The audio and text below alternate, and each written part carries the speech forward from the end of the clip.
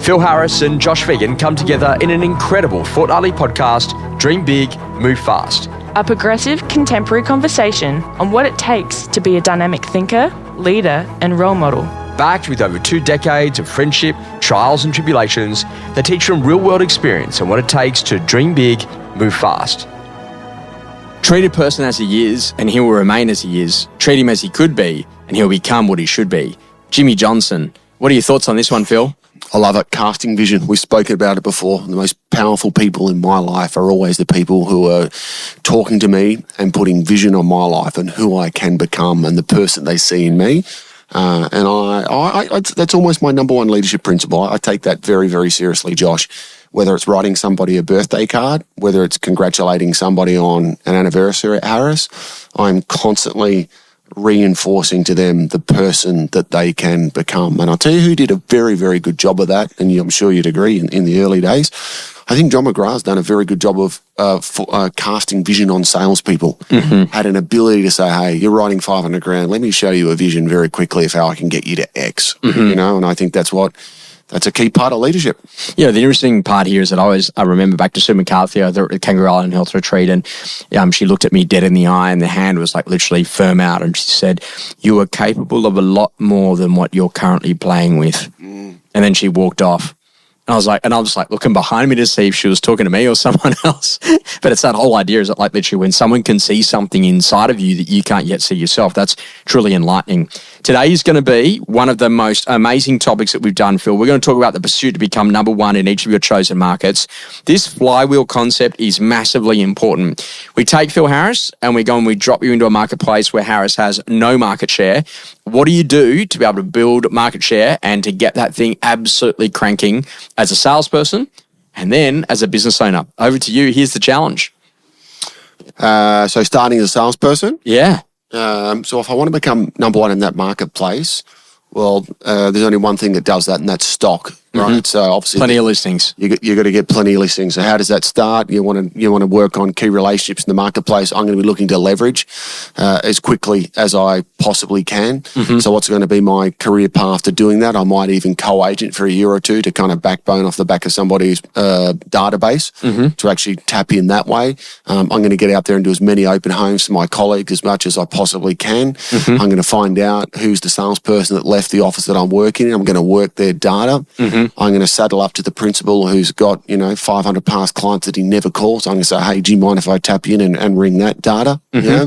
And then every time I get a listing or a sale, I'm going to run the most ferocious just listed, just sold campaigns that you've ever seen. Mm-hmm. And then I'm going to start doing some broader based marketing around that. So there's some of the key things that I'd be trying to do. Well, one of those things I'd offer as advice too is to have a quick look and see if there's any expireds, because expireds and withdrawals are often the easiest way to initially get a listing and then work some neighbours around that. And if you can get a board up with a sold sticker on it, then they say you as being the successful agent in that marketplace, that'll lead to a lot more very quickly. And set a goal about like what's really important, and it's database growth. And the best database growth is where the customers come to you rather than you having to go to them. And that's usually done because you do more open for inspections than anyone else. So I always think about like market share growth begins by getting one open home, getting it to 2, taking it to 3, making it to 4, getting to 5, getting to 6, maybe even getting to 7 open for inspections on a Saturday, and then growing a team to get that out to 10, 12, and 14. And this is that whole idea about flywheel momentum, is that you have got to be in a position, you've got to know a lot of stuff in terms of acquiring knowledge, but then you've got to go and get exposed to as many customers as you can. And getting exposed to customers is about, hanging out where customers actually hang out. And they hang out at open for inspections, and they hang out at auctions, and they hang out at current properties that you've got available in the marketplace. But then moving into deal exposure. So I might be able to hang out with them, but can I actually identify that these people are ready to do a transaction today? So Phil, how many people did you get to meet on Saturday? How many of those people already own? How many of them are out-of-area owners? How many of them are landlords or investors? And how many of those people are first home buyers? And then how many of those did you actually move into a listing appointment, a market appraisal, and or a buyer appointment? And what the skill here is about actually understanding that, when these particular things actually happen, that you're actually looking very specifically to not allow any leakage on the inside of your business and to keep what is your flywheel spinning.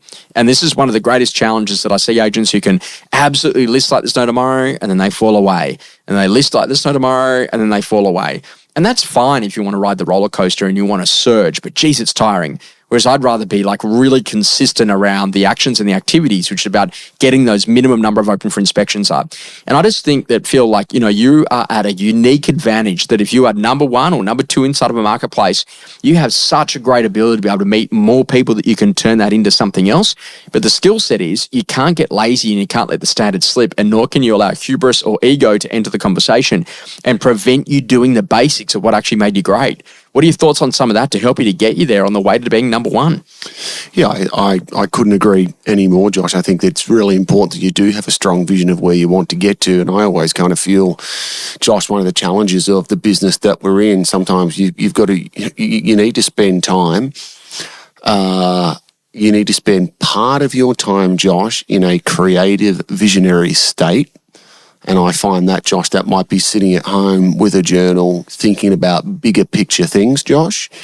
And then the second part you need to spend more of your time is around ferocious execution and staying connected to the daily granular. Mm-hmm. And I think that's where leadership, particularly in real estate, gets a little bit out of control, which is there's a danger of just like, I'm just a visionary, man. Like, I'm all about the vision. I'm all about the BHAG. I'm all about the tenure.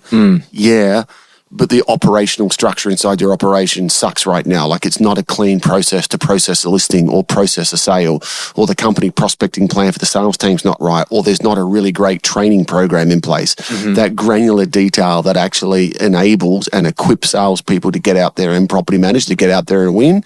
It's great you got the vision, but you're not delivering at the granular day-to-day. So I think you've got to have that split kind of time allocation, vision, excitement, where we're going, but ferocious around executing operational. There's a decision to be number one, right? And this is like, I think it first of all starts with making sure that you're the number one in terms of the number of listings, you're the number one in terms of the number of opens, and then you're the number one in terms of the number of sales. And people can be number one in one of those, but not the other. And that's kind of the crazy thing. You don't want to list all of them, but you can't sell any of them.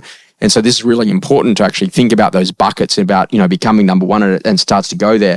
If you think about like packaging, marketing, developing yourself to become number one, how important is it that you are a brand market fit, thinking about the age profile demographic of the audience that you're serving and the age profile demographic of you and your team to make sure that you're working the right marketplaces for the type of customer that you're going to be serving? Yeah, I think it's critical. And once again, I mean, depending on where you're at in your career, I know some of the agents that we've worked with, Josh, if they're of a younger age, they are working in a marketplace. They think, this is my 5-year horizon, which is I'm just getting started. And based on the sale price and based on the demographic of the people in that area, I'm going to work this as my primary. And then long term, I'm going to think about moving to a higher price market, but I'm going to gradually move into there. But I do strongly believe that you should be marketing yourself and packaging yourself, reflecting the marketplace that you're working in, and moving towards, where you want to be. Getting to number one is kind of a spot. What do you do to maintain it? And what do you do to get to keep that for a decade? Is that almost harder, do you think, for someone to be able to keep in that position of consistency and to build a team around it? Do you think that hubris can creep in and ego can creep in and cause some issues and challenges and make you vulnerable to new competitors? But I think the industry is absolutely notorious for the ego kicking in, for sure. But I think that, once again, it's about, if you're truly serious about becoming the best version of yourself, it's staying connected to the things that got you to where you are. Now, not identically, because you can always improve and you can always do it better. But you can count on one hand, what does it take to be successful in real estate? Well, you and I know, Josh, look after your health and well-being, have a daily meeting, ring your vendors, prospect like an animal till midday, and do 4 or 5 face-to-face appointments every afternoon. Now, if you can find a way of staying refreshed and committed to that, notwithstanding that you are going to be iterations and improvements on all of those, the way you market yourself, whether it be digital, whether it be social, whether it be, there'll always be improvements, but you need to stay fascinated and focused on those core basics. But, whatever the quote is, saying the downside to success, there's always a downside to success. And the downside to success is when ego creeps in. You think, I've got the success. I don't need to, I was only chatting to Tom Hector about it the other day. He, what his record month last month, or had massive money last month. He said, I'm a bit low on stock. He goes, why is that? He goes, well, no, I've stopped doing the basics. I've been so busy with all the stock I'm selling, I didn't get my prospecting done. That's a guy who's one of the best agents in the country. So the reality is, nobody gets a pass out on doing the daily activities that lead to being one of the best agents in the country. Now, you would know that firsthand, Josh, from your mate, Alexander Phillips, who's probably the best agent that the country has ever seen in terms of the numbers. It's probably you to talk to, not to me. But that guy still prospects like he's day one in real estate, yet he's writing more than 10 offices put together. And the interesting conversation is that, like, I look at this, there's another guy which is really interesting, is watching Dib Chidiak's growth. Yeah. And one of the things that he's very much about is competitive nature. Now, I'm not sure if he's ever been talented as a basketballer or on the basketball court, but he's definitely in a position that he's very much motivated by basketball. And the interesting thing is he says, Josh, I just look at the competitive nature. He goes, they're always thinking about, how did I play in the last game? How am I playing in the current game? And what are we doing to make sure that we get into the championships? And I said, so how do you use that? He goes, well, how am I going this month compared to last month? How am I going so far for this quarter, and how am I going this month compared to the same month last year? And why that's such an important thing is that he's constantly reviewing and looking for areas for improvement, that he just wants to go that little bit better in terms of either the GCI or the number of listings or the number of sales or the number of buyer appointments or the number of market appraisals than what they did. And there's going to be a point where it's just physically, humanly impossible to do any more, which is where he adds systems or where he adds people and where he adds technology to go and change the way that you actually go and play that game to make it faster, easier and better. But you've got to remember that on the side of this, that in becoming number one, you can't leave customers behind who are getting disgruntled because the speed of your machine is going so fast that it inadvertently trips over actually providing a great transactional experience. And that's what a lot of people, kind of forget, that like in a good market, it's really easy. But when the market gets difficult, you've got to, all of a sudden, you've got the heaviness of having 20 sellers who are not selling. And you've got to start to think about, well, I've got to stay prospecting, but I've actually got to get them sold, which means heavier conversations around price reduction, heavier conversations around buyer work. I was telling you the anecdotal evidence of a client at the moment who's got 40 open for inspections in their office. And out of those, 25 of them on the weekend had no one turn up to the open for inspection. Now, I could understand one or two not having people at the open for inspection, but to have 25 out of the 40, that would indicate that there is a significant hemorrhaging in terms of buyer confidence, in terms of economic cycles about where people are at. They're not all overpriced. Like the reality of it is that the market is very much shifting, and we're now in a position that in some markets in Australia that they're only seeing 10% price growth after COVID. Whereas we did see in some of those markets up to 20, 30, 40, 50, 60, even 70% increase in property prices, since the COVID era. And what's actually happened is that the market's come back because of borrowing capacity and government legislation and changes in taxation. How important is it that you understand what's actually happening in your market so that you can alter what you're doing to maintain that winning position? Yeah, well, I think that if you're not up to speed with whether that be legislation, whether that be property prices, whether that be trends, you're always going to be 3 to 6 months behind what a savvy competitor is able to do. So wherever the market is swinging, you need to be able to, it's not only being up to, but it's also that ability. I think, great people in business have the ability to see around corners, Josh, as those people who can actually forecast the trends and forecast the patterns, So, and then you just got to think about, I think if we go, if you double down and then go, hang on, that's great about business, but we're talking about real estate. We've got residential real estate agents listing this. Then just think about what are your channels that you don't need to be across every article of every newspaper or every publication. But what are the channels that you can tune into to say, look, I'm not going to read everything out there, but I'm going to have a reading file on, in my email on my desktop, wherever that might be. But these are going to be my 2 or 3 sources of truth that I'm going to tune into to actually stay on top of of those patterns and what those trends are. And I know for me, that's a weekly allocation. Friday is my reading day, Josh, where I am looking for trends.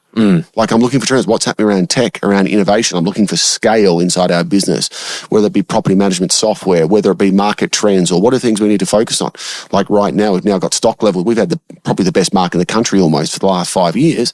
Now, all of a sudden, we've got stock levels in Adelaide now approaching a 5-year high. Now, I know what's coming, right? Because we've had 4 years, there's been no stock and too many buyers. I've been watching you talk up Adelaide in those little podcasts you do, little videos at the start of every month. We are better than all of the rest of Australia. I'm like, it's coming, man. Hey, it's been our moment. Yes. And enjoy it whilst you're in the sunshine. You know what? We've taken it for many years, Adelaide being whatever, and when we've really done incredibly well. But clearly, I mean, if you're going to reading the tea leaves, like there's going to be a surplus of stock And for the first time in a long time, we're going to have a conversation with vendors about what price we launch at. We're going to be dealing with, boards going up and boards going down in terms of second agent. Yeah, sure. There's going to be a gap on auction day consistently where the reserve price is 2-1 and the bidding stops at 2, and we've got to try and put that deal together. So, these are all the new old skills that need to be dusted off and put back on the table. And so it's always what's going to trending, happen, right? Because if you think about it, a 47% reduction in borrowing capacity nationally, like literally someone who could borrow $1 million can now only borrow $530,000. There's just going to be less people that can compete at the $1 million level. And so it's just about actually understanding and reading the play, and being number one is your ability to be able to absorb that. Principle, be the best. It's the only market that's not crowded. I think, Phil, this is probably one of my favorite obsessions of all time was, reading all of Tom Peters' work, and particularly his book, Excellence Dividend, and, his reimagined speech on YouTube is probably one of the best you'll ever see. Striving to become the best in the world at what you do is a really amazing pursuit, because you know what? You're constantly always looking at ways to get better, and there's no ego associated with that. What are your thoughts about that as a principle, about becoming the best because it's the only market that's not crowded? I think it's a great quote. I think it's a hard one to live, and it's not something that is simply decided. I think it's a lifestyle, Josh. I think it becomes an all-encompassing, it's a lifestyle decision, not a business decision. So I think that, if you do want to become the best, it's not just going to be a business decision. It's actually, I'm going to have to take my health and well-being really seriously. I'm going to take my personal relationships. I'm going to have to commit myself to a lifelong commitment to learning. I think it's a lifestyle decision, not a business decision. Feeling good and ready for more? Thanks for joining us On Dream Big, Move Fast.